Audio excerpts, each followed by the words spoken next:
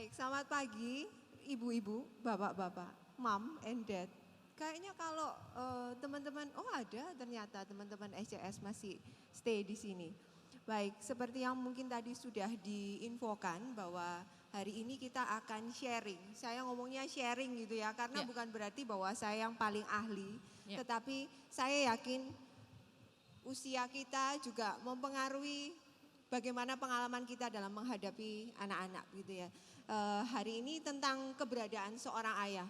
Saya ini ibu loh, jadi ibu nggak penting dong kayak gitu ya. Oh enggak, tapi kita harus tahu bahwa ternyata peran seorang ayah itu besar artinya untuk perkembangan seorang anak. Itu yang akan saya ceritakan. Alright, boleh. Mungkin sebelum kita lanjut lagi nih, tadi kan udah aku kenalin Miss Ratnasari, gelarnya panjang guys. Pengalamannya juga udah lama banget, mungkin in very short terms for these people, karena kan tak kenal maka tak sayang nih. Kenalan dulu boleh nggak Miss Ratnasari? Ya, saya Ratna, psikolog klinis yang kebetulan saya hanya praktek di rumah saja gitu ya. Karena saya juga ibu dari 2 anak yang kebetulan juga bersekolah di sekolah ini. Dan kemudian kerjaan saya jelas ibu rumah tangga itu pasti yang nomor 1. Mamah dari anak-anak dan juga saya memang berpraktek di rumah sebagai seorang psikolog klinis yang kebetulan concern saya adalah di area keluarga terutama perkawinan seperti itu. Alright. And I believe Miss Ratnasari ada slide yang mau dibagikan langsung ya sama teman-teman ya. Alright, langsung aja Miss. Baik. Take it away. Saya dengan berdiri ya, karena saya lebih happy kalau bisa menyapa Bapak Ibu.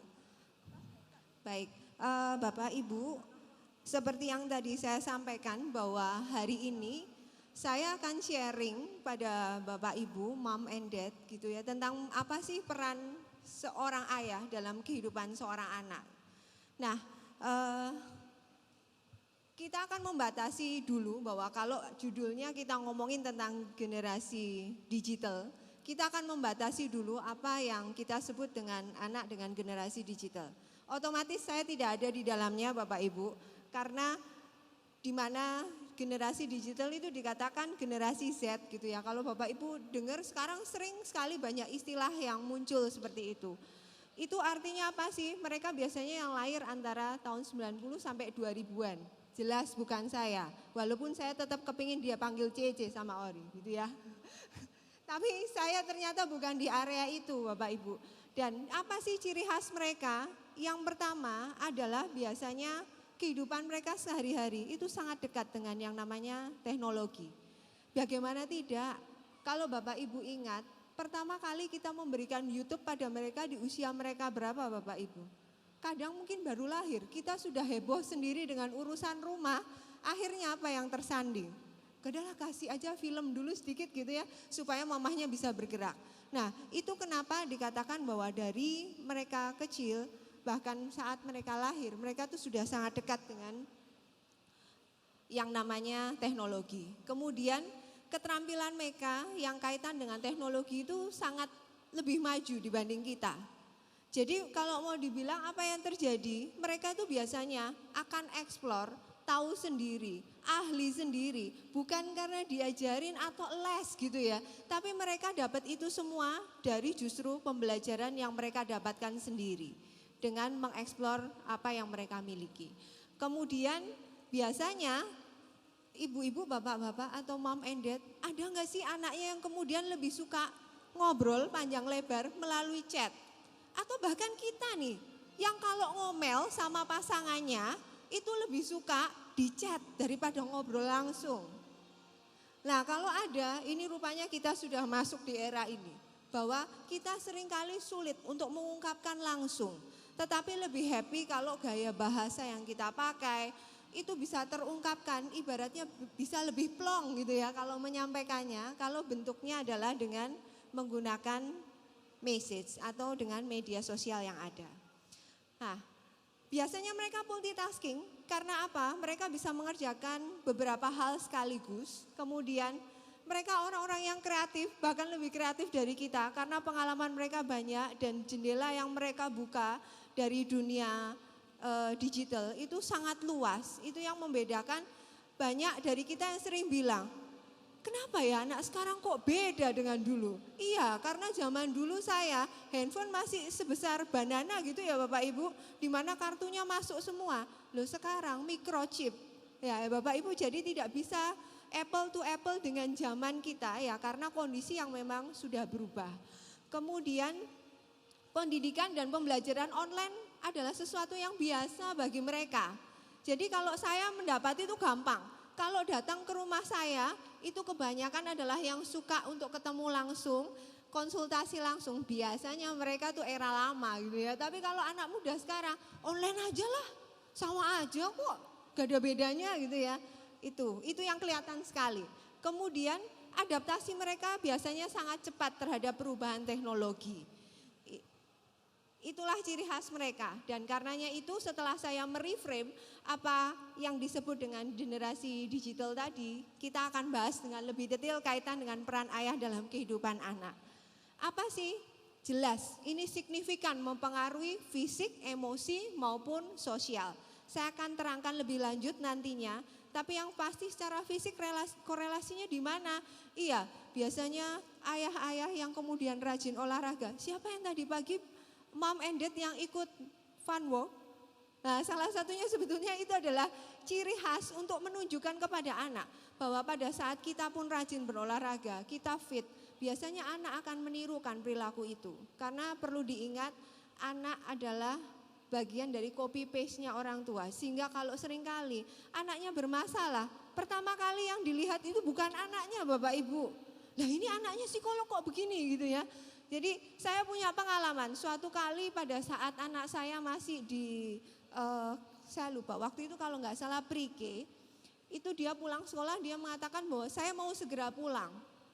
Kemudian saya masih ngobrol nih sama miss-nya gitu ya, untuk report hari ini bagaimana aktivitas dia dan kondisinya dia di kelas. Ternyata yang terjadi dia guling-guling Bapak Ibu di depan lobi sekolah. Wah jujur saya sebagai psikolog apa yang dirasakan? Malu, muka saya ditaruh di mana, saya ini psikolog gitu ya. Tapi apa yang terjadi? Saya diam. Saya mengatakan pada guru yang sedang bicara dengan saya, Miss lanjutin, biarkan dia gulung-gulung dulu. Walaupun Bapak Ibu apa yang saya dapatkan? Saya dapat cacian dari teman-teman parent lain gitu ya. Ini anaknya lagi gulung-gulung, mamahnya santai banget. Selfish mamanya ini gitu ya. Tapi Bapak Ibu setelah saya ngobrol dengan gurunya, saya mengatakan sudah selesai, kalau sudah yuk berdiri kita pulang. Bapak Ibu sebetulnya saya bukan sedang mempermainkan atau mempermalukan anak saya. Tapi ini adalah menjadi bagian dari metode kita. Kadang anak pun perlu loh untuk bisa mengungkapkan emosinya dulu. Bahwa mereka jengkel, mereka nggak nyaman. Sudah siang mau pulang kok nggak pulang-pulang gitu ya. Jadi saya membiarkan reaksi itu muncul dulu baru kemudian kita memberikan intervensi. Nah perannya sekarang bagaimana dengan ayah? Nah ini yang nanti kita akan cerita lebih lanjut. Baik. Ouch.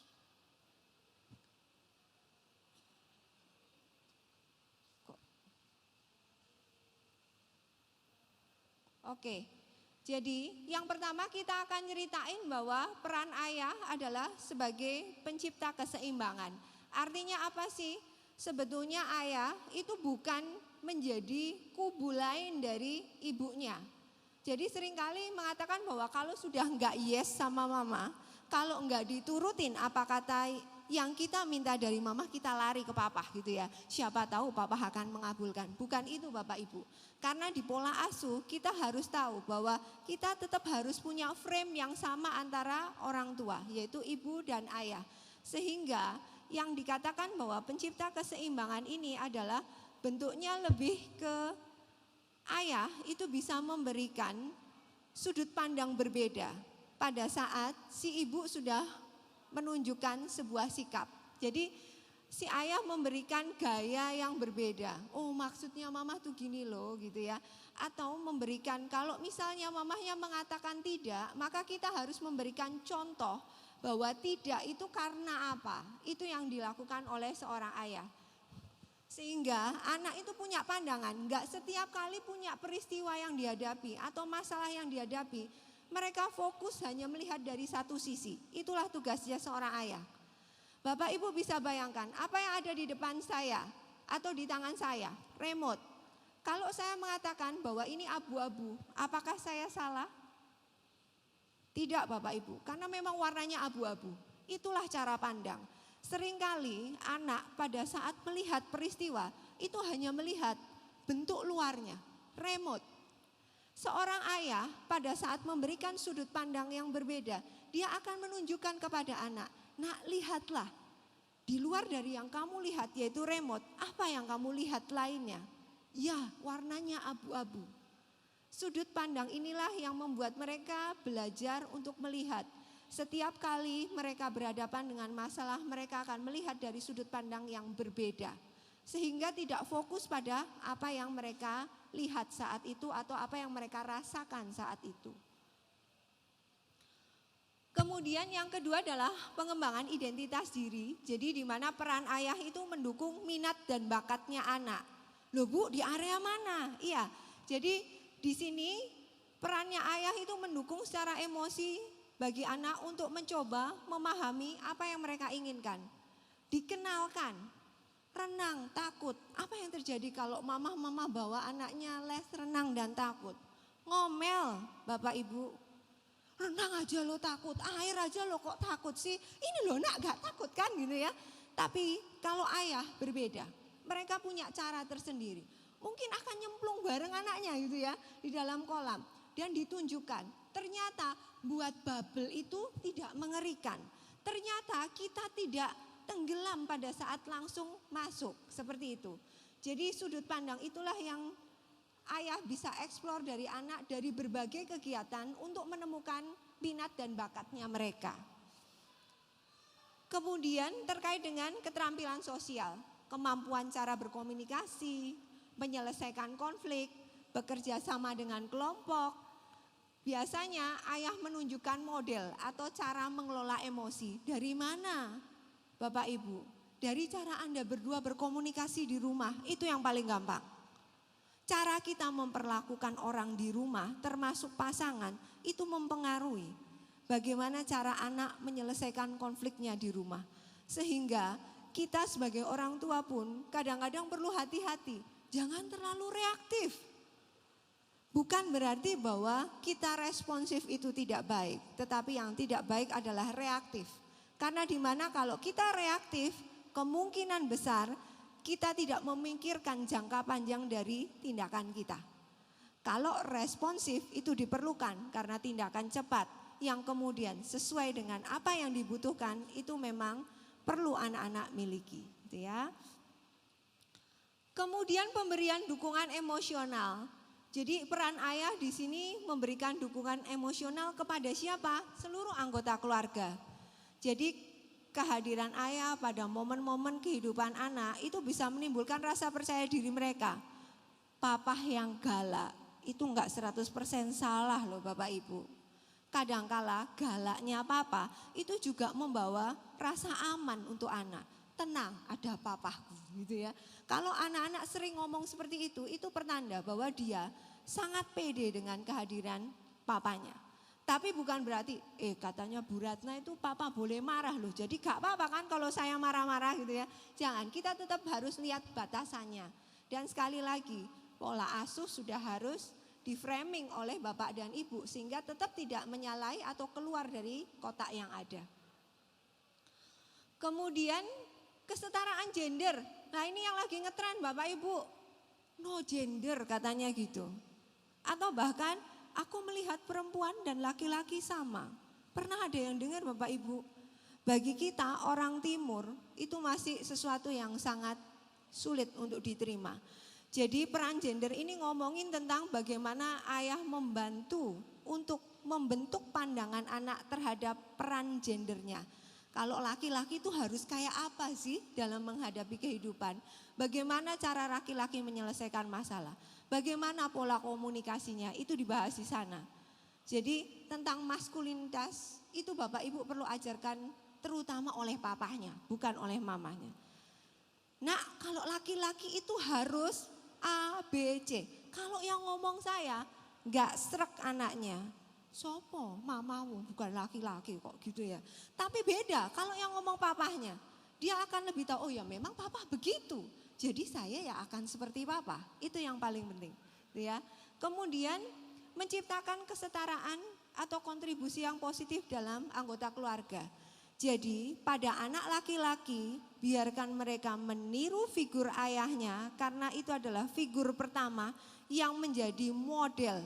Saya mau jadi laki-laki yang kayak apa sih? Sekuat apa sih dalam menghadapi masalah? Jadi kalau Bapak Ibu ketemu masalah, itu jangan kemudian udah nggak usah dibahas sama anak. Jangan Bapak Ibu. Tapi bahaslah dengan mereka dengan porsi yang pas sesuai usia mereka.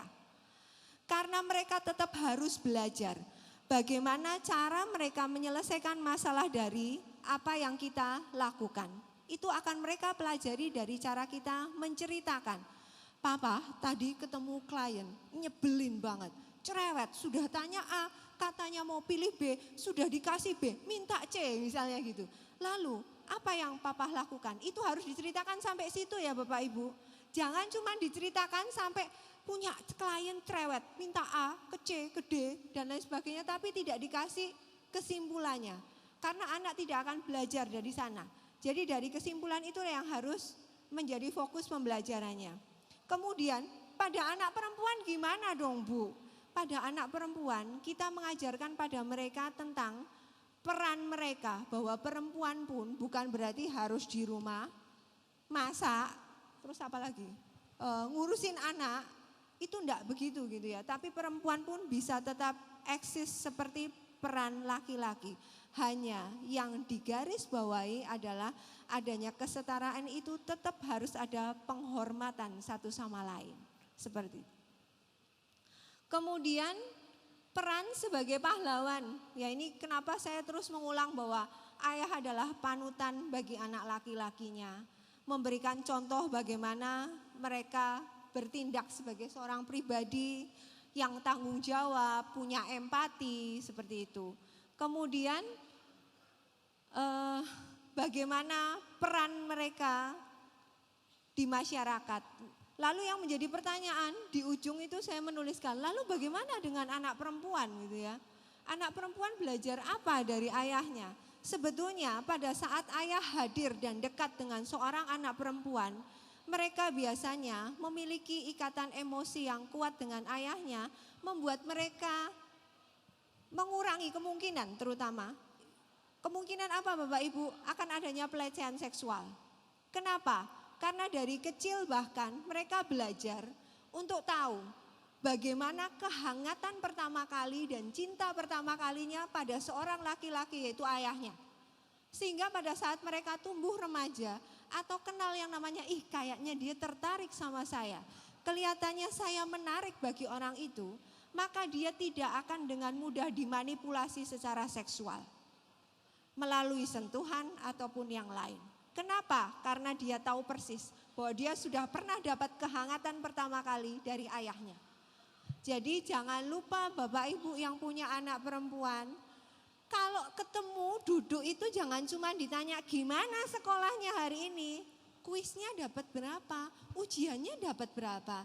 Bukan itu ya Bapak Ibu yang kita fokuskan, tapi kita menanyakan bagaimana harimu, apa yang happy hari ini, apa yang membuatmu unhappy hari ini. Apa apresiasi kita tunjukkan pada anak? Apresiasiku untuk kamu apa hari ini? Dan apa sih hope-nya kita untuk mereka? Itu bisa disampaikan. 4 hal itu harus ada. Happy, unhappy, hope, dan apresiasi. Itu wajib ada. Ya. Kemudian adanya dukungan pada pasangan. Iya, karena di sini lebih fokus untuk mengatakan bahwa seorang ayah harus mampu menjadi ibaratnya itu partner yang baik untuk istrinya. Karena bapak mesti ingat gitu ya. Sebetulnya kepala rumah tangga dimanapun saya kalau tanya, Bapak Ibu kepala rumah tangga itu laki-laki atau perempuan? Gak ada yang jawab. Laki-laki atau perempuan Bapak Ibu kalau kepala rumah tangga? Laki-laki. Iya. Tapi bagi saya kepala rumah tangga secara psikologis adalah perempuan. Kenapa? Bapak Ibu ingat deh beberapa peristiwa yang lalu. Kalau kemudian mood Anda sedang jelek, Sabtu Minggu, apakah ada yang kemudian berani untuk bilang, yuk nak kita jalan-jalan, tinggalin mama aja, kita jalan-jalan bersama, mama lagi bete. Ada yang berani 10% Bapak Ibu. Tapi apa yang terjadi? Kalau bapaknya moodnya lagi jelek, mamahnya akan bilang, ayo kita tinggal aja, kita ke PTC, papa moodnya lagi jelek gitu ya. Kenapa? Iya, bahwa sebetulnya pada saat seorang perempuan berada pada mood yang tidak stabil di rumah, itu akan menentukan bagaimana isi rumah. Happy unhappy-nya itu terjadi pada saat moodnya para mom di sini itu juga positif. Untuk itu kenapa para dad itu harus membantu supaya peranan dari seorang ibu itu tetap sehat mental gitu ya di rumah. Jadi kehangatan, perhatian, menciptakan sebagai tim yang solid itu diperlukan oleh seorang ayah. Selanjutnya adalah penanaman nilai, ini kaitan dengan norma, kemudian pembentukan karakter, etika kepada anak-anak. Itu sebetulnya pertama kali hadir oleh siapa? Yaitu oleh ayahnya. Sehingga kalau Bapak Ibu ingat di kondisi yang ini, itu sebetulnya paling gampang ada di mana? Pada saat mereka primary. Karena di sana mereka itu jarang sekali atau masih belum ada di tahapan yang mengelola secara logis apa yang kita minta.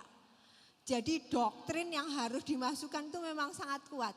Itu kenapa mencari sekolah itu penting, yang mereka punya aturan yang memang ditegaskan dengan tegak. Karena apa? Karena itu membentuk karakter mereka. Di luar dari apa yang kita lakukan di rumah, sekolah pun harus ikut mendukung kondisi itu. Ya. Nah ini peran ayah, kita akan ngomongin kalau sudah kita ngomongin apa perannya ayah, tapi kita kan nggak tahu nih. Jadi dengan usia anak saya yang sekarang, apa yang harus saya lakukan kepada mereka untuk bisa memaksimalkan peran saya sebagai ayah gitu ya.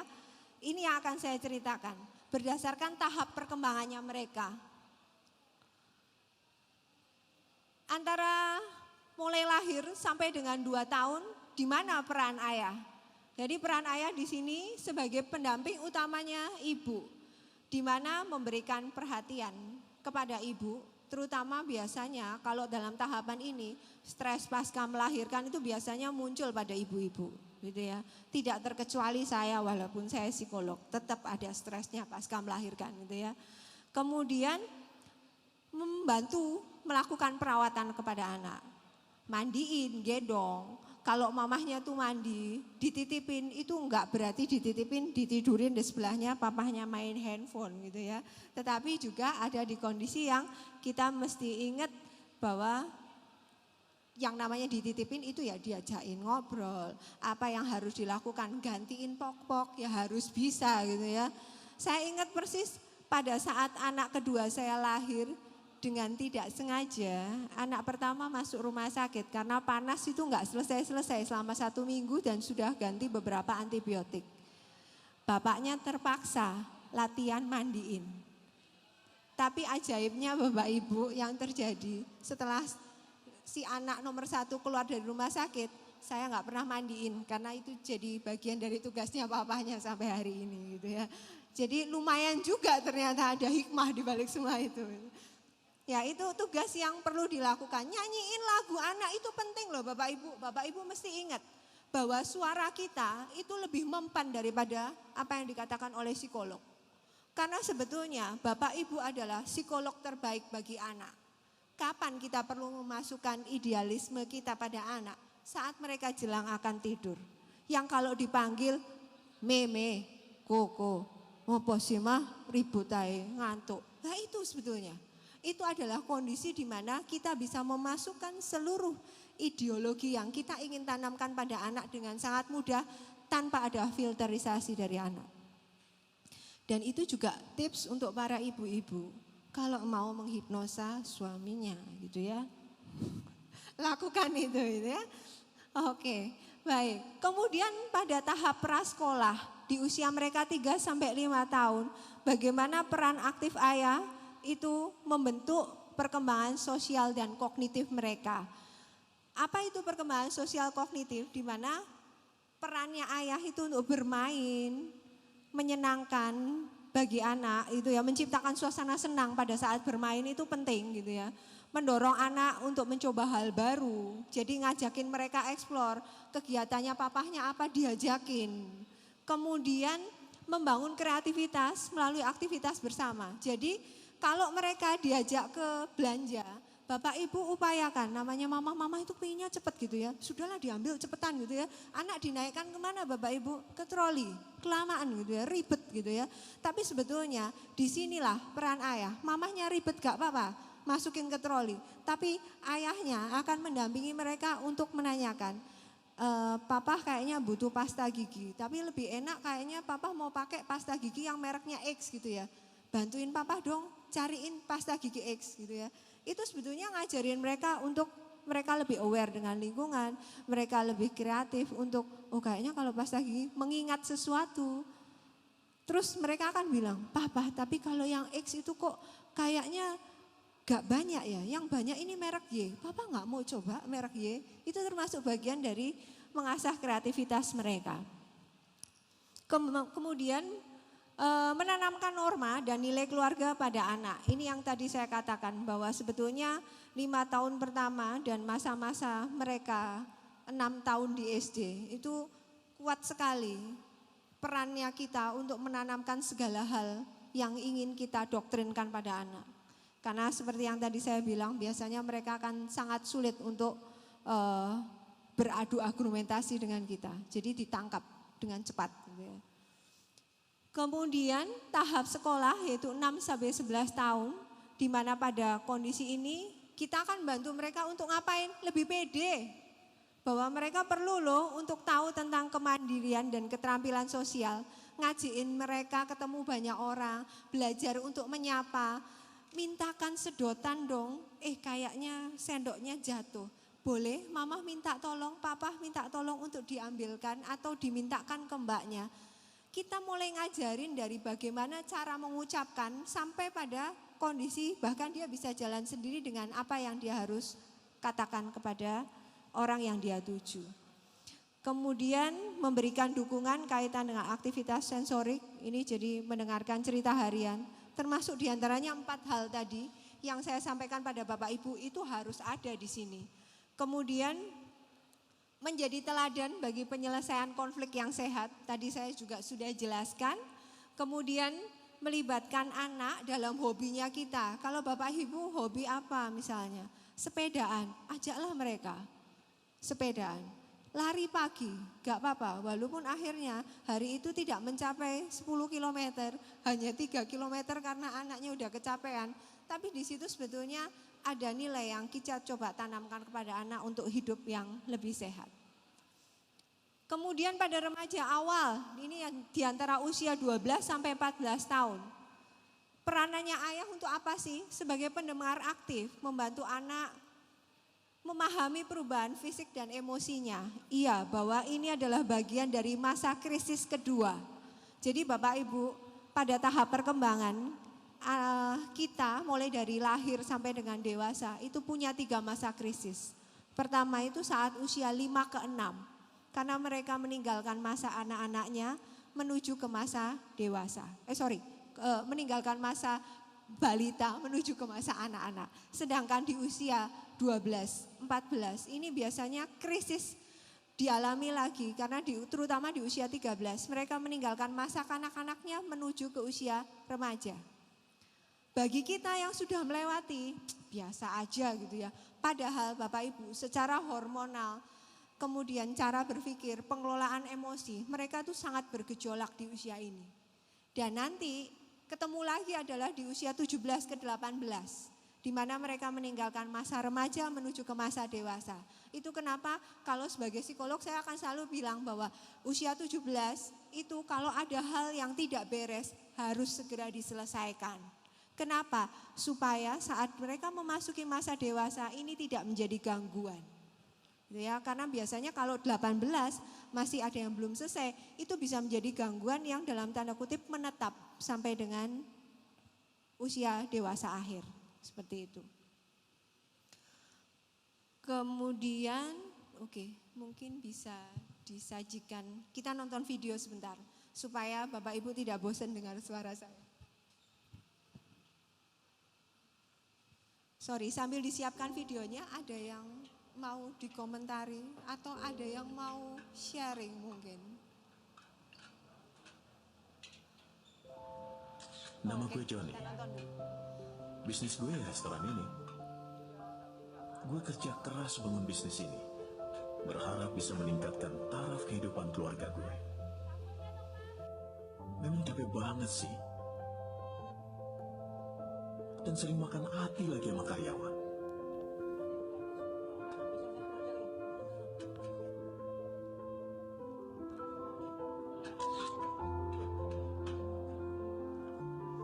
Tapi seiring waktu, taraf kehidupan keluarga gue memang menjadi lebih baik. Tapi ternyata, semakin ramai bisnis gue, justru gue malah semakin sibuk. Seperti tidak punya kehidupan. Semuanya tersedot sama bisnis gue. Sehingga rasanya hampir tidak punya waktu buat keluarga gue. Pak, aku ikut pentas drama di sekolah loh. Papa datang ya? Papa pengen sekali datang. Tapi Papa nggak bisa. Siapa yang masak kue jauh? Hah? Siapa yang ngawasin karyawan? Dan yang ngatur uang di kasir? Tapi aku maunya Papa datang. Tapi Papa nggak bisa ninggalin restoran. Hah? Papa janji deh, ya. Tahun depan, Papa pasti datang. Ya? Ya, sebentar. Udah, ganti baju nak.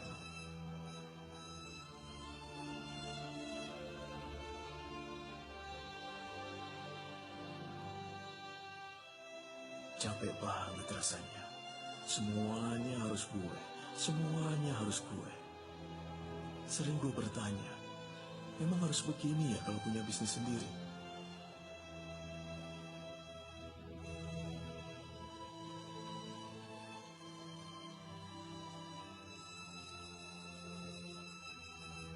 Sebagai bisnis coach yang mencapai peringkat nomor 1 di tingkat dunia, apa nih tips praktis dari Coach Yohanes Pauli buat para pemilik bisnis? Para pemilik bisnis harus bangun bisnisnya agar profitable dan autopilot.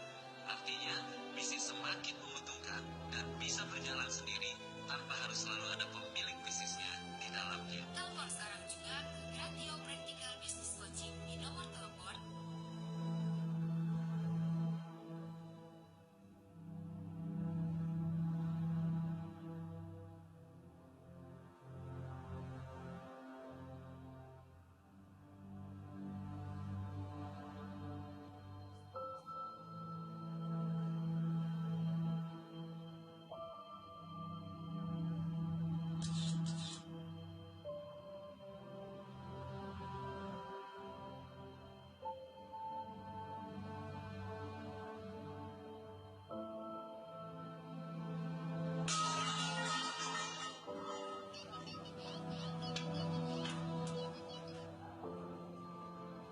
Ya, halo, ya.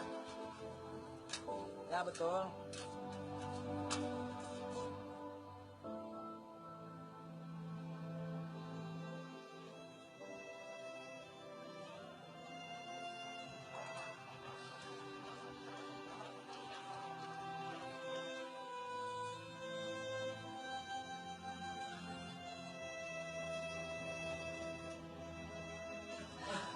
Bagaimana keadaan anak saya, Dok?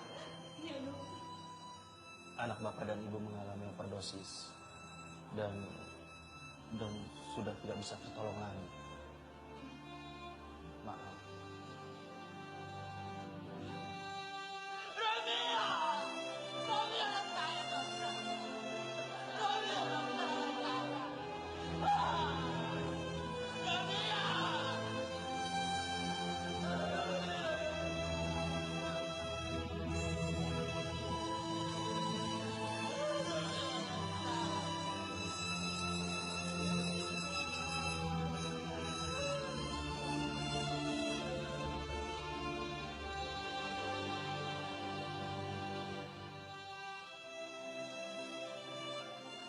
Begitu besar harga yang harus gue bayar demi bisnis gue. Kehilangan saat-saat yang begitu bernilai dalam hidup gue. Ternyata berapapun banyaknya uang yang gue punya, gak bisa mengembalikan waktu.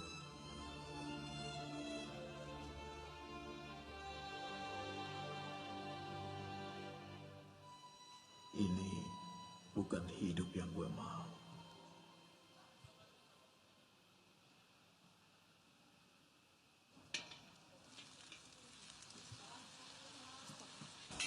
Oke. Baik, Bapak Ibu, cuplikan film yang saya tampilkan sebetulnya mau nyeritain apa sih Bapak Ibu? Bahwa sebetulnya saya tidak menginginkan bahwa oh ya berarti sebagai ayah kita nggak boleh ya kerja keras. Karena faktanya bisa terjadi kasus yang seperti dalam video itu. Bukan. Tapi bagaimana peran Anda itu penting dalam kehidupan seorang anak. Bahwa kalaupun Anda adalah pekerja yang dalam tanda kutip sangat sibuk. Bahkan saya punya klien yang dia usahanya ada di luar negeri dan dia hanya pulang 3 minggu di sana, 2 minggu di rumah, balik lagi. Kondisi itu saya hanya berharap yang menjadi catatan buat saya adalah bahwa perannya papa sebagai penasehat, mentor terkait dengan pilihan masa depan anak, terkait dengan pendidikan anak, karir anak, jangan dihilangkan. Ini bukan masalah berapa banyak waktu yang Anda miliki untuk mereka, tapi bagaimana kualitas relasi Anda dengan mereka, itu yang akan mempengaruhi bagaimana mereka akan tumbuh dan besar menjadi pribadi yang jauh lebih kuat, seperti itu. Jadi perencanaan masa depan anak itu jangan, itu kan urusannya mamahnya, udahlah biarin aja mamahnya yang bantu untuk cari sekolah yang diinginkan. Diteskan aja bakat minat, biarin psikolognya yang bantu untuk menentukan. Jangan Bapak Ibu, karena bahkan saya selalu mengatakan bantu mereka untuk melihat berbagai macam jenis profesi. Buat mereka menyadari bahwa setiap profesi jangan lihat wujud ayahnya aja yang sukses hari ini. Tetapi bagaimana kita mengawali usaha itu dari hal yang paling tidak nyaman, itu yang harus anak tahu. Supaya mereka belajar bagaimana untuk struggle, seperti itu. Ya, ini yang kemudian menjadi banyak pertanyaan besar. Bagaimana kalau ketidakhadiran ayah itu terjadi? Ada yang memang akhir-akhir ini saya banyak menemukan karena kondisi pandemi kemarin tiba-tiba nggak punya ayah, gitu ya. Jadi itu fatherless juga. Oh iya, tapi apakah itu bisa kita rencanakan? Tidak. Tapi ada yang bisa untuk dihindari. Salah satunya adalah perceraian, seperti itu. Jadi apakah berarti tidak boleh bercerai? Ya ini pilihan sebenarnya Bapak Ibu. Idealnya sebaiknya adalah Bapak Ibu memperbaiki relasi. Karena ingat, tetap tinggal tetapi Anda berdua juga berada dalam kondisi yang relasinya tidak sehat, itu juga melukai anak. Sehingga kalau Anda berdua tidak bisa menjalin ikatan emosi yang baik untuk memberikan contoh pada anak, memang itu juga tidak baik, maka lebih baik bersama tapi perbaiki relasi supaya bisa menjadi contoh yang ideal buat anak. Nah ini yang pertama adalah pilih waktu untuk mengajak bicara mereka. Kalaupun Anda bercerai ataupun ayahnya meninggal, jangan bohong. Oh papa lagi bekerja, nanti suatu saat kembali. Oh papa lagi mendapatkan undangan dari Tuhan, nanti juga akan balik dalam mimpimu. Itu tetap tidak boleh. Kita tetap harus mengatakan bahwa keberadaannya enggak ada. Tapi kita fokuskan pada hal-hal baik yang seorang ayah atau ayahnya sudah lakukan untuk hidupnya. Sehingga dia bisa belajar dari teladan yang dilakukan oleh ayahnya. Kemudian gunakan bahasa yang mudah dipahami. Jangan dengan istilah yang kadang membuat mereka tambah bingung. Jadi pakai bahasa sesuai dengan usia mereka. Kemudian berikan penjelasan jujur, beri dukungan emosional. mereka akan harus dikatakan bahwa walaupun papa tidak ada, bukan berarti kamu tidak punya papa lainnya. Ketidakberadaan papa itu bukan berarti bahwa mereka tidak punya papa. Papahmu tetap dia. Bedanya adalah sekarang papa sudah punya tugas yang berbeda, yaitu karena tugasnya papa sudah selesai dan papa harus kembali ke Tuhan misalnya. Kalau itu adalah karena kematian. Tetapi karena kalau perpisahan apa yang terjadi? Mamah dan papahmu tetap sama. Mamahmu ya saya, papahmu ya dia. Bedanya adalah kami tidak tinggal bersama. Jadi kapanpun kamu butuh papamu, kamu bisa kontak papamu. Itu kenapa kalaupun terjadi perpisahan, kita harus bisa memastikan perpisahan itu dalam kondisi baik sehingga perawatan yang dilakukan tetap perawatan bersama. Kemudian bantu anak melihat sisi positif. Ini lebih ke arah kita mengekspos hal-hal baik yang sudah ayahnya lakukan.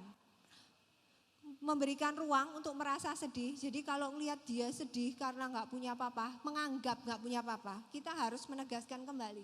Ayahmu tetap dia. Bedanya adalah kondisinya sekarang seperti ini. Kita sebutkan kondisi sekarang seperti apa.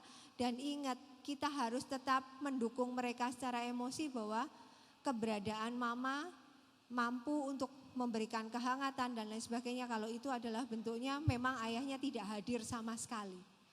Tetapi di sisi lain, kalaupun mereka merasa sedih, ingatlah bahwa perasaan sedih itu enggak boleh ditolak. Terus kemudian kita akan bilang, gak usah sedih, wong mama ada kok, kamu sedih terus, buat mama jengkel aja gitu ya. Itu tidak boleh Bapak Ibu. Tapi biarkan mereka untuk menerima rasa sedih itu supaya mereka punya kekuatan untuk mengelola rasa. Jadi ingat pada saat mereka jengkel, sedih itu jangan kemudian kita stop rasa itu. Biarkan mereka merasakan dulu karena pada saat mereka sudah menerima rasa itu menjadi bagian dari dirinya, maka kita akan memberikan pertanyaan lanjutan. Apa yang kamu bisa rasakan sekarang? Dan apa yang harus kamu lakukan ke depan? Itu yang penting untuk menjadi pertanyaan yang menggelitik mereka untuk keluar dari situasi ini. Kemudian ibu dapat berperan sebagai teladan. Ini tadi sudah juga saya sebutkan. Bantu mereka mengatasi perasaan cemas dan kesepian. Otomatis salah satunya adalah karena peran kita harus selalu hadir bersama mereka. Kemudian beri dukungan, jadi kalau tugas sekolah, kemudian kegiatan ekstrakurikuler, minat mereka yang dulunya ayahnya bisa berperan ngajakin mereka untuk mencoba hal baru, maka kalau ayahnya tidak ada terpaksa ibunya harus ikut ambil bagian. Kemudian bantu untuk membagikan pemahaman tentang diri mereka sendiri, jadi walaupun tidak ada ayah tetapi perannya dia atau peran laki-laki itu seperti apa itu harus tetap dijelaskan kepada anak. Sehingga baik itu pada anak perempuan atau laki-laki mereka tahu persis gender laki-laki itu fungsinya apa, kalau perempuan itu bagaimana. Sehingga kalaupun sampai terjelek benar-benar ayahnya nggak bisa pulang dalam jangka waktu yang lama atau kemudian meninggal, apa yang bisa kita lakukan? Sebaiknya cari figur pengganti. Mohon maaf, saya tidak menyarankan untuk menikah ulang cepat-cepat kalau yang sudah nggak punya suami. Arti dari yang kalimat terakhir di nomor 11 adalah bisa dengan ayah Anda, jadi kakek mereka atau saudara laki-laki kita yang membantu untuk memberikan peranan figur laki-laki dewasa pada anak-anak kita. Baik di perempuan ataupun di laki-laki. Seperti itu.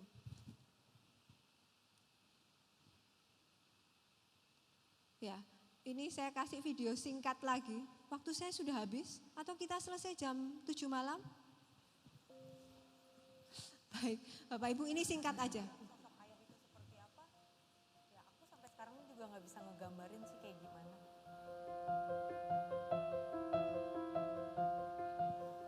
Halo, nama saya Getty, umur saya 29 tahun, profesi saya freelance. Jadi dibilang kalau ditanya sampai sekarang sosok ayah itu seperti apa, ya aku sampai sekarang juga, karena aku emang nggak pernah ada sosok ayah di dalam kehidupan aku sih. Dan karena emang dari kecil kan aku nggak tinggal sama orang tua, tinggalnya sama aku dibesarkan dari nenek sama tante aku, jadi ya aku nggak pernah ngerasain namanya sosok ayah, apalagi sosok seorang laki-laki di dalam rumah.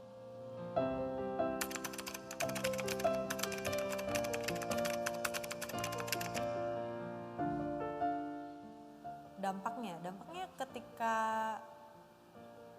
memilih pasangan sih, itu pas apalagi pas udah di umur segini ya, memilih pasangan tuh jadi nggak punya pertimbangan di dalam, gue harus ketemu laki-laki yang seperti apa ya, gue harus hidup nanti sama laki-laki yang kayak gimana ya, jadi aku nggak punya pertimbangan kayak gitu sih. Oke, baik. Jadi Bapak Ibu kalau melihat dari video singkat ini kita bisa melihat bahwa sebetulnya apakah iya bahwa seorang ibu punya peranan yang sangat besar dalam kehidupan seorang anak? Iya, tapi ingat bahwa ayah juga punya peranan yang tidak kalah besarnya dalam kehidupan seorang anak. Itu kenapa pada masa dewasa, pada saat ketidakberadaan ayah itu hadir dalam kondisi anak itu terjadi pada anak maksudnya. Apa yang terjadi? Biasanya self esteemnya akan rendah. Mereka jadi orang yang nggak punya rasa keyakinan akan dirinya gitu ya. Biasanya ini yang kedua adalah regulasi emosi. Gampang marah, gampang terstimulasi, gampang sedih, gampang kecewa. Itu sering muncul. Sehingga seringkali kalau Bapak Ibu lihat anak sekarang kalau sudah mereka nggak nyaman dengan dirinya dan kecemasan itu timbul, mereka akan selalu bilang, mama, papa aku anxiety katanya gitu. Kayaknya aku butuh psikolog. Sekarang ke psikolog anak remaja itu ngetren Bapak Ibu. Karena bagi mereka ini kayak lifestyle. Apa yang selalu mereka sering keluhkan itu adalah kecemasan. Dan cara mereka menyelesaikan ketidaknyamanan biasanya itu bukan menyelesaikan dengan adanya masalah itu sendiri, tapi mengalihkan dengan cara menyakiti diri.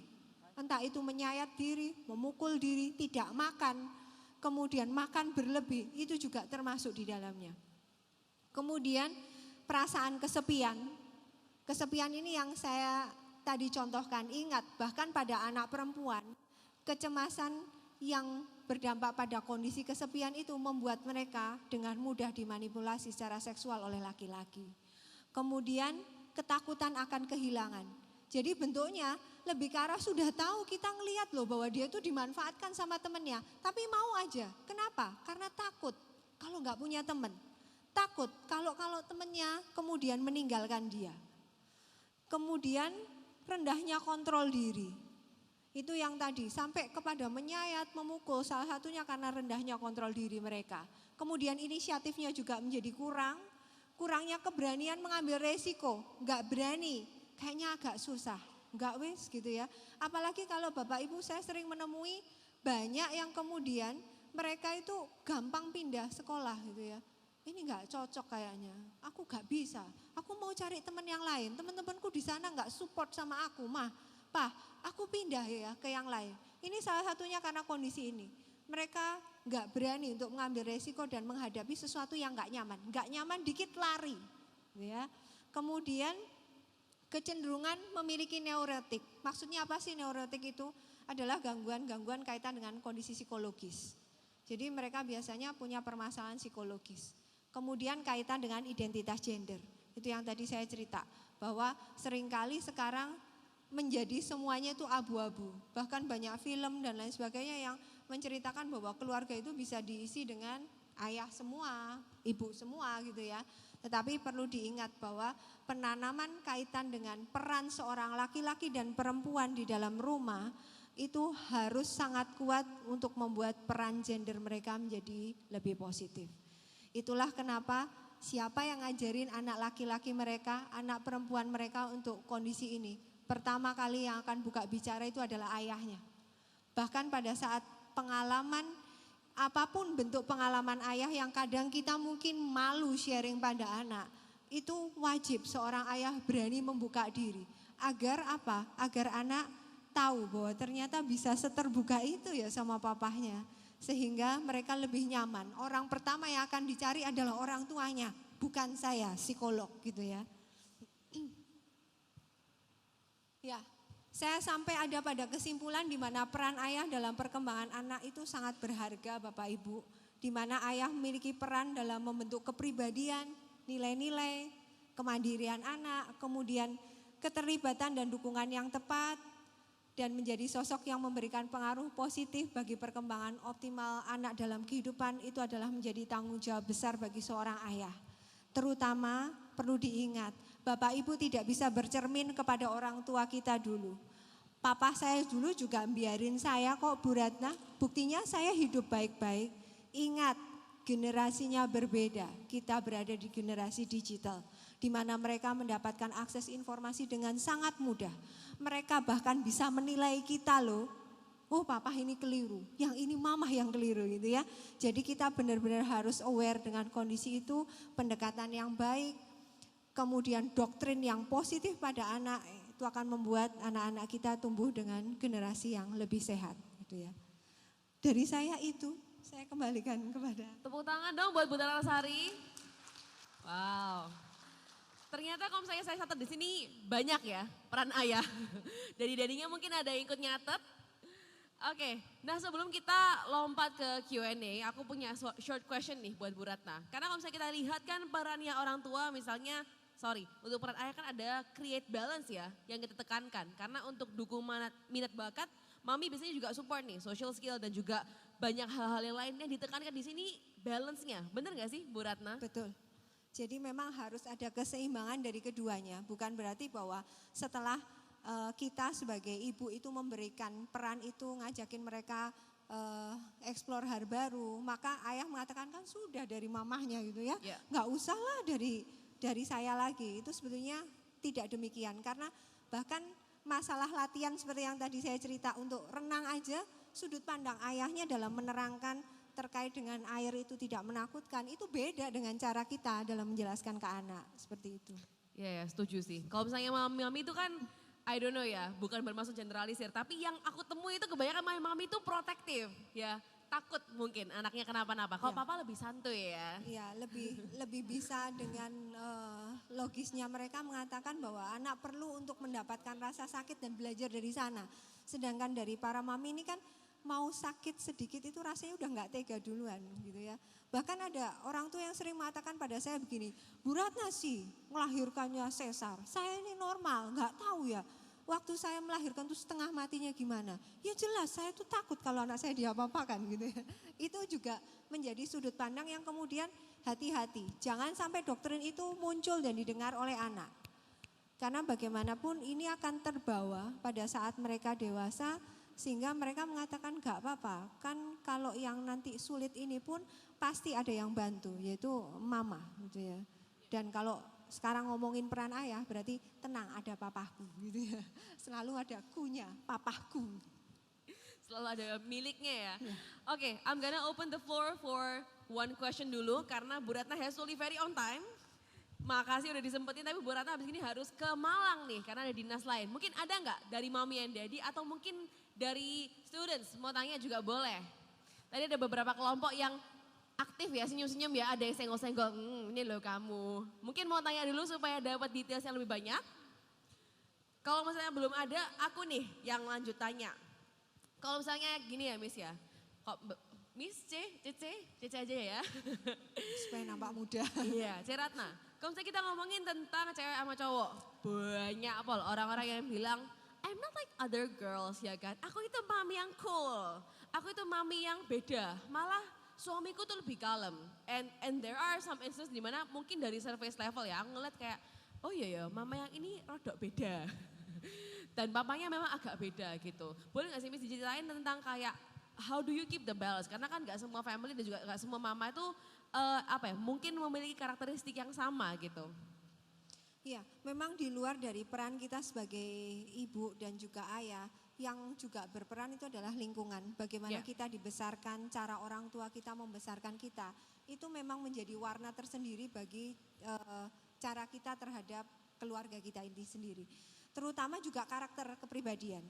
Karena pada tipikal karakter kepribadian tertentu itu memang juga berdampak pada caranya gitu ya. Kayak saya orangnya adalah yang tipe memang lebih mudah cemasnya gitu ya, perfeksionis tinggi.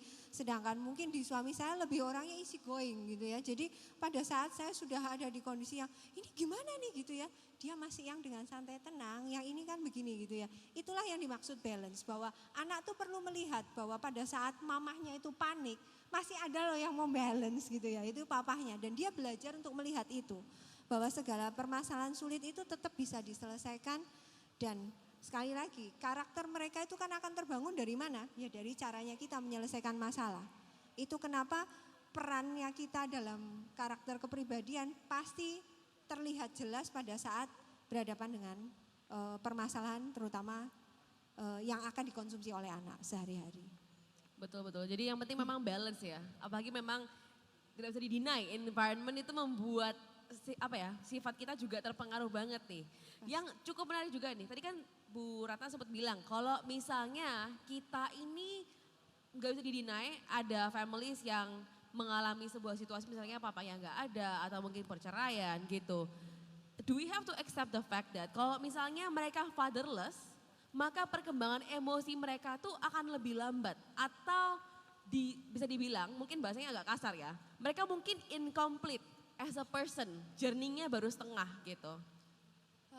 Ya, idealnya memang butuh, tapi faktanya pada saat itu ketidakberadaannya karena misalnya meninggal. Ya. Ini kan sudah di luar kontrol kita. Ya. Seperti yang tadi saya sampaikan, saya nggak mungkin nih maksa mamahnya untuk segera menikah kembali. Ya. Tetapi yang ada adalah bahwa itu tetap bisa dikombinasi dengan peran mamah yang akhirnya lebih luar biasa 2 kali lipat untuk bisa memenuhi kebutuhan itu. Yang kedua, kita bisa memakai figur lain, yaitu dari kakeknya ataupun saudara ayah atau ibunya laki-laki yang cukup dewasa untuk bisa mendampingi mereka. Guru di sekolah juga ikut ambil bagian di sana. Termasuk guru-guru ya? Oke. Tapi itu memang sounds very familiar sih. Kalau misalnya di sini mungkin Pak Sudus juga ada their go-to school dads, ya kan? Kalau aku favoritnya sama Pak ini gitu. So it also complements the regime of having a father figure ya. Iya, tapi perlu diingat karena kan pertemuan mereka dengan guru itu kan terbatas. Sehingga kita juga harus melihat bahwa ada peran-peran lain di luar dari fungsi keberadaannya di sekolah yang tetap harus kita tambahkan dari diri kita sendiri sebagai ibu ataupun dari orang-orang terdekat anak gitu. Yang cukup bisa mendekati anak, berkomunikasi dengan baik dengan mereka. Itu sangat membantu untuk membuat minimal ya 3/4 terpenuhi. Kita nggak akan ngomong full, tapi kita ngomong 3/4 terpenuhi. Setidaknya kalaupun masih 1/4 ya masih bisa ditoleransi. Karena nggak ada manusia sempurna. Bahkan saya pun tidak sempurna. Setuju. Nah terus tadi ada statement yang menurut aku menarik banget ya. Karena ini antara you either agree with it banget atau you disagree. This is like BS gitu. Parents are the best therapist. Mungkin aku juga pengen lihat nih di audiens ini semuanya setuju nggak? Parents are the best. Ada yang jempol langsung. 1. Yang setuju parents ada 2. Itu maksudnya terapi ke mami papinya atau terapi ke anaknya tuh tante? Kalau misalnya ada yang setuju lagi gak? Parents are the best therapist. Okay, so now I flip the question. Talking with your kids or talking with your parents is really hard. Okay, I don't see any hands but I see some smiles. Mungkin agak relate ya beberapa ya. Bu Ratna, kalau faktanya atau mungkin yang di lapangan nih, yang ditemui di klien. Lebih gampang parents itu ngomong sama teenage, sama anak-anaknya. Is this already a routine, parents being the best therapist? Atau ini sesuatu yang masih harus kita enforce nih? Ya, kita harus belajar untuk itu. Karena bagaimanapun sebenarnya kadang kalau datang ke ruang konseling itu kenapa kok anak lebih bisa dengerin saya gitu ya ketimbang orang tuanya. Itu karena balik lagi, ikatan emosi itu mempengaruhi Bapak Ibu. Jadi pada saat kita punya ikatan emosi yang sangat dekat dengan anak, itu kita tetap harus punya batasan kapan kita ngomong serius, kapan kita mau ngomongin yang ini bercanda gitu ya. Karena supaya mereka bisa membedakan kapan mereka harus bisa sungguh mendengarkan kita dan kapan ini bentuknya adalah untuk fun. Sehingga mereka juga nggak boring. Karena kalau isinya semuanya tuh flat, mereka juga akan sulit membedakan. Mana sih yang ini memang tujuannya untuk pengembangan mereka, mana yang ini adalah kritik karena mereka atau orang tua sedang tidak nyaman dengan diri mereka, seperti itu. Dan yang tidak kalah urgent adalah sebetulnya kita sebagai orang tua itu harus ingat bahwa kadang situasi emosi kita itu mempengaruhi cara kita dalam berbicara dengan anak. Kalau kita berada dalam ketidaknyamanan, kita seringkali itu membagikan ketidaknyamanan kita itu kepada anak. Sehingga itu yang membuat mereka itu makin mereject kita. Itu kenapa bahkan saya pun tetap melatih diri setiap hari untuk belajar berkomunikasi dengan lebih baik pada anak. Gitu. Oke, untuk klarifikasi, membagikan ketidaknyamanan, misal nih ya, mungkin at work, I have a very bad day at work, terus akhirnya waktu aku pulang, ngomel ke anak, misalnya anak belum kerjain chores gitu ya, hari ini ya mama, misalnya kliennya gini, terus akhirnya ngomel, is that what you mean, membagikan discomfort? Ya, kurang lebihnya itu, dan kemudian kita mudah terstimulasi, biasanya narok buku menceng dikit kita ya udahlah kita benerin gitu ya, nggak pakai ngomel itu lagi happy. Tapi ini kelihatan menceng dikit itu bisa ngomelnya panjang kali lebar kali tinggi. Sebetulnya kita membagikan ketidaknyamanan kita kepada anak kita. Karena itu adalah ciri khas manusia. Setiap kali kita berada dalam kondisi tidak nyaman, kita selalu membagikan ketidaknyamanan pada orang-orang di sekitar kita supaya ikut tidak nyaman bersama kita. Itu ciri khas kita tanpa kita sadari. Sehingga bahkan moodnya kita, ekspresi kita itu selalu bisa ditangkap dengan mudah karena memang kita menyebarkan ketidaknyamanan itu. Kalau Bu Ratna sendiri ada nggak tips and tricks kayak how to manage? Karena apalagi ya if we have a really really bad day, emang it's hard. Misalnya I just want to go to sleep atau mungkin kayak pengen teriak di atas gunung because I'm really mad. So how do we regulate those things as a parent? Ada beberapa orang yang lebih suka memilih untuk tidur. Saya tidak menyarankan karena bagaimanapun pada saat tidur kita lebih belajar untuk melihat bahwa dia sedang berusaha untuk mereject rasa. Itu kenapa tadi saya mengatakan saya ingin bahkan kita mengajarkan pada mereka untuk accept dulu rasa itu. Oke, aku nggak nyaman, nggak apa-apa. Rasa ini ada dan ini nyata. Bahwa pada saat saya menyadari ini tidak nyaman dan ini nyata, maka saya punya kekuatan untuk keluar. Karena saya sudah sadar ini tidak enak. Tapi pada saat kita terus menolak, biasanya kita akan lebih sulit untuk keluar. Gitu. Jadi caranya yang pasti harus terus bergerak. Jangan kemudian tidur. Karena tidur itu sebenarnya juga ada bagian di mana kita melarikan diri dari kondisi ini sementara waktu. Atau bahkan untuk kemudian berusaha melupakan yang akhirnya justru tidak dikelola dan itu nyemplung kemana? Ke bawah sadar. Yang ini juga dampaknya tidak cukup positif. Sehingga ajak mereka beraktivitas, entah keluar sebentar, keluar dari rumah, lihat pemandangan sedikit gitu ya, atau kan kita nggak harus ke mall untuk jalan-jalan gitu ya, tapi kita bisa misalnya ngajakin mereka olahraga, beraktivitas yang lebih positif, untuk membantu mereka mengelola emosinya. Alright. Nah Bu Ratna, misalnya nih selama praktis ya, sejak tahun 2008 ya. Betul. Sebenarnya kasus fatherless yang paling banyak ditemui ya, mungkin kalau post covid banyak yang karena death.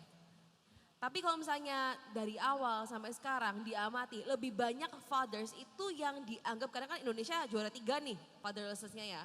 Apakah lebih banyak karena absent, secara fisik ada tapi secara psikologi tidak ngopeni, atau yang benar-benar gak ada, atau cara mana sih yang paling banyak takes the pie of the chart? Yang paling banyak adalah sebenarnya ada, tetapi yang kayak tadi di video. Yeah. Karena ya kita sadari bahwa usia Bapak Ibu adalah usia produktif, di mana kita sebenarnya berada di kondisi yang berusaha untuk sangat aktif bekerja, kepingin punya bekal untuk masa tua gitu ya. Sehingga kadang kita tuh tidak bisa membagi waktu dengan tepat. Kadang karena pekerjaan yang begitu hektik, kita lupa dengan bagaimana keluarga ini butuh Anda. Walaupun mamahnya ada, mamahnya mamah tetap seorang mamah dan itu tidak bisa menggantikan peran Anda sebagai seorang ayah. Sehingga misalnya terjelek Anda punya hari Minggu saja bersama mereka, janganlah sibuk sendiri dengan handphonenya gitu ya. Tapi cobalah untuk mengajak mereka beraktivitas, mengajak mereka untuk mengenalkan hal baru, kemudian ngajakin mereka untuk berdiskusi tentang apa yang ayahnya alami. Ingat, jangan memaksa anak untuk mereka yang cerita. kadang mereka tuh mangkel gitu ya ketemu kita, mesti ditanyai, disuruh cerita gitu ya, itu yang membuat mereka jengkel. Tapi kita coba mengawali dari diri kita, bahwa kita juga menceritakan hal-hal yang kita alami untuk membantu kita juga menstimulasi mereka untuk mau berbicara dengan kita. Betul. Tapi itu relatable banget ya. Karena kapan hari pun even mami-mami, papa-papa yang pernah di Conversation Podcast. Kalau misalnya anaknya introvert, ditanyain, "Hi Nyo, how's your day?" Jawabannya kayak fine. Ya betul, betul itu yang Really terjadi. challenging. Kalau misalnya seperti itu, mungkin boleh nggak sih dikasih contoh sama Bu Ratna kayak a few probing tips dan juga kayak misalnya mungkin ayahnya dulu nih yang harus sharing. Mungkin boleh nggak dibagikan guidance-nya ke mami yang ada di sini? Iya, yang utama memang butuh pendekatan ekstra dengan kondisi yang seperti itu karena itu sudah terbiasa biasanya. Iya Karena sih. kalau dari kecil kita membiasakan untuk selalu bercerita, mendengarkan apa yang mereka sampaikan, biasanya kondisi itu tidak terjadi. Tetapi seperti yang tadi saya bilang, masa krisis kedua usia mereka 13 itu biasanya kondisi itu bisa muncul. Sehingga kalau kondisi itu sampai muncul, kita harus merubah kebiasaan kita. Kalau pendekatannya dulu ngajakin mereka ngobrol itu di meja makan, biasanya polanya yang terjadi sekarang setelah selesai makan, mereka kabur ke kamar masing-masing gitu ya. Jadi kita yang kemudian juga mengunjungi mereka, ngajakin mereka ngobrol. Sekali lagi kita duluan yang cerita, hari ini harinya papa itu bla bla bla bla. Sehingga mereka terstimulasi, bagaimana dengan kamu? Baik-baik aja, yakin? Kalau yang ini gimana? Jadi kita semakin kayak memberikan pertanyaan-pertanyaan singkat untuk menstimulasi mereka bercerita. Iya, setuju. Dan harus makin... Itu kenapa? Supaya punya bahan. Papa juga harus bisa mendengarkan mamahnya. Otomatis kan mamanya kalau pulang mesti report gitu ya. Tapi apa yang terjadi dengan para papa? Aduh pulang ribut kayak gitu ya. Itu pasti respon pertama kalinya. Betul ya para papa? Gitu ya. Jadi kalau pulang kerja mendengarkan istrinya ngomel itu pasti responnya seperti itu. Ribut gitu ya. Padahal ingat bahwa itu adalah materi Anda untuk kemudian ngobrol dengan anak. Karena nanti ingat bapak-bapak kalau kemudian tanya anakmu ditanya kok diem aja sih? Apa ya aku gak duwe topik katanya gitu ya, bahasa Jawanya keluar gitu ya. Maka yang terjadi adalah mamanya akan balas dendam. Lah wong tadi saya sudah ngomong dibiarin aja. Ya wes golekan topik dewe gitu ya. Itu sering terjadi di ruang konseling. Jadi ngadepin pertengkaran mereka tuh sungguh juga mengajarkan saya untuk belajar lebih banyak untuk diri saya sendiri gitu Bapak Ibu.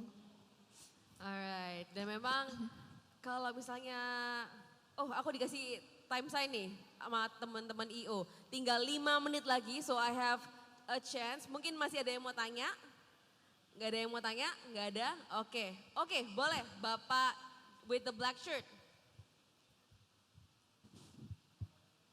Langsung perkenalan Pak, nama Bapaknya, anaknya di kelas berapa? Ya. Cek. Ya, nama saya Iwan. Anak saya di sekolah ini grade 10. Yang saya mau tanyakan, di awal tadi kita sedang menghadapi generasi Z. Nah, yang saya mau tanyakan, Z ini stand for apa? Apa sih singkatannya Z ini? Masa zombie? Ya. Yang kedua, apa akibatnya kalau seorang anak dilarang mengekspresikan perasaannya atau emosinya? Misalnya tadi gulung-gulung, lalu nangis. Itu apa akibatnya kalau kita larang? Lalu yang ketiga, tadi ada disebutkan bahwa menjelang umur 17 naik 18 itu harus diselesaikan adanya gangguan-gangguan di usia sebelumnya. Lah, apa yang dimaksud gangguan-gangguan ini? Terima kasih.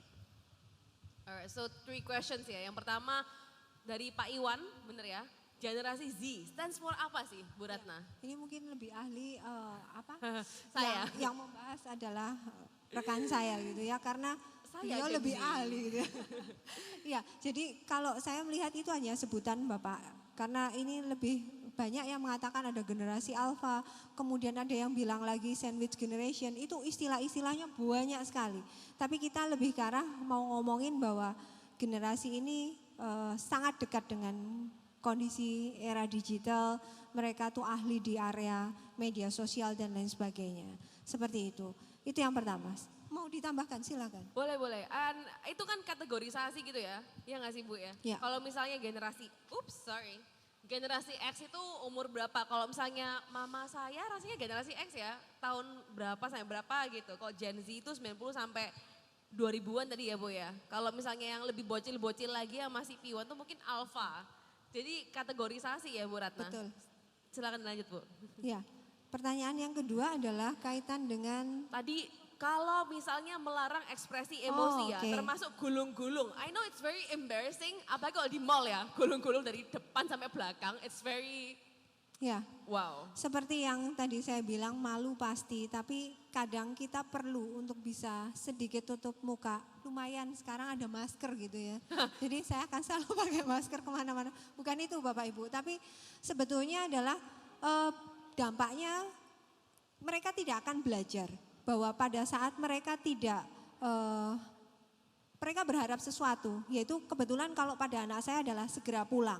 Tapi pada saat keinginannya itu tidak dikabulkan, mereka kan harus punya cara untuk bisa supaya keinginannya dikabulkan. Kebetulan saat itu adalah caranya dengan tantrum, gulung-gulung. Nah, karena saya tidak menginginkan perilaku ini terus berulang, maka saya mengabaikan perilaku itu. Jadi pada saat kita mengkritik anak, kita tuh punya dua cara Bapak Ibu. Pertama, kita harus fokus untuk melihat apa yang lebih di anak dan kita ekspos kelebihannya. Sehingga pada saat kita mengapresiasi kelebihannya, maka dia akan terus mengulang kelebihan itu. Tapi yang kedua, kita akan mengkritik kekurangannya. Di mana yang seringkali di era anak sekarang, cara kedua ini sulit dipakai. Mereka lebih happy kalau pakai cara yang pertama. Sehingga sebetulnya efeknya apa? Pertama, saya membiarkan dia untuk mengekspresikan emosinya. Bahwa dia sedang tidak nyaman karena saya menolak untuk segera pulang. Kedua, saya mengajarkan pada dia, nggak bisa loh ngancem saya dengan gulung-gulung untuk kamu dapat maumu. Sehingga kamu harus cari strategi lain untuk mengajak saya ikut ambil bagian mengiyakan apa yang kamu mau. Sebetulnya itu. Kemudian yang apakah dampaknya apa? Sekali lagi yaitu dia akan terus mengulangi perilakunya. Apalagi kalau gulung-gulungnya di mall, kita malu gitu ya. Terus akhirnya ya sudahlah beli gitu ya. Atau ya sudah pulang. Maka dia akan terus melakukan itu.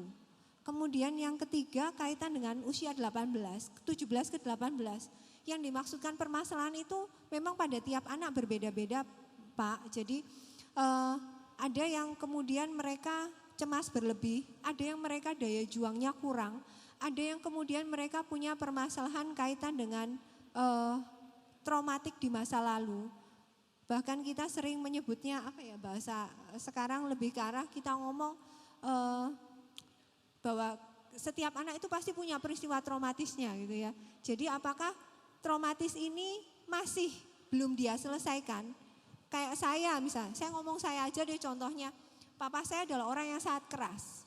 Sehingga pada saat saya tumbuh dewasa sebenarnya saya juga punya trauma dengan papa saya. Trauma itu diwujudkan dalam bentuk fobia. Saya itu jijik sekali dengan telur gitu ya. Jadi kalau bapak ibu selamatan gitu ya, terus kirim-kirim saya, begitu saya buka kotaknya ada telur, saya singkirkan ke suami saya. Makanan wes aku enggak mau. Walaupun makanan itu adalah yang saya ingin makan, saya tetap enggak mau makan. Salah satu lagi karena fobia. Fobia itu adalah bagian dari kecemasan tapi spesifik. Itu hadir karena sebenarnya ada kondisi saya kecewa dengan papa saya. Papa saya juga termasuk bagian dari papa yang sangat sibuk dengan pekerjaannya. Bedanya adalah kami berdamai saat saya lulus kuliah. Jadi saya mengungkapkan segala hal yang saya tidak mau sampai ada di kondisi saya tahu persis kenapa kok saya fobia. Saya cinta bapak saya, sangat cinta bapak saya. Tetapi saya kecewa pada dia karena saya tidak bisa membenci dia, maka saya membenci apa yang dia suka. Papa saya ovo vegetarian. Sehingga konsumsi produksi hewani yang kemudian dia hanya makan itu hanya telur. Sehingga setiap hari di rumah saya sejak saya kecil itu hanya ada telur bersama saya gitu ya. Jadi baunya telur rebus dibuka itu bisa membuat saya muntah walaupun dalam jarak 1 meter gitu ya. Jadi Bapak Ibu kalau ngajakin saya ayo ke soto Gubeng Pojok, saya nggak akan mau masuk. Saya jijik dengan kulit-kulit telur yang ada di lantai. Itu saya bisa muntah. Nah, saat kondisi sekarang saya memang belum bisa mengkonsumsi telur, tapi saya sudah bisa diproses berdamai, bisa kupas telurnya, bisa membau rasanya. Itulah perdamaian. Yang dalam tanda kutip di usia 18 kalau kita nggak selesaikan, biasanya ini yang tadi. Diketok palu bahwa ada fobia yang melekat pada dia. Seperti itu. Karena kebetulan di saya baru selesai saat saya lulus kuliah. Ini lebih dari usia 18 tahun. Berarti memang kayak mungkin di situ orang-orang less likely untuk explore dan juga less likely to cure themselves from the psychological trauma ya. Jadi nggak kepikir gitu. Ya udah fobia aja. Ternyata tapi keren loh bisa tahu kok misalnya you hate it because your dad loves it. It's very specific. Aku jarang dengar cerita seperti ini. Jadi memang kita menelusur sih. Karena saya menelusur. Kenapa ya? Saya sangat cinta sama papa saya, tapi saya itu juga satu sisi punya hal yang papa saya nggak suka. Saya menelusur kembali. Itulah kadang-kadang fungsinya pada saat kita komunikasi dengan orang tua. Semakin kita dekat dengan mereka, kita semakin paham diri kita sendiri sebagai anak. Itu kenapa kita sebagai orang tua sekarang harus berupaya sangat terbuka supaya anak pun bisa kenali dirinya sendiri. Seperti itu. Mantap, alright. Tepuk tangan dong semuanya buat Bu Ratnasari.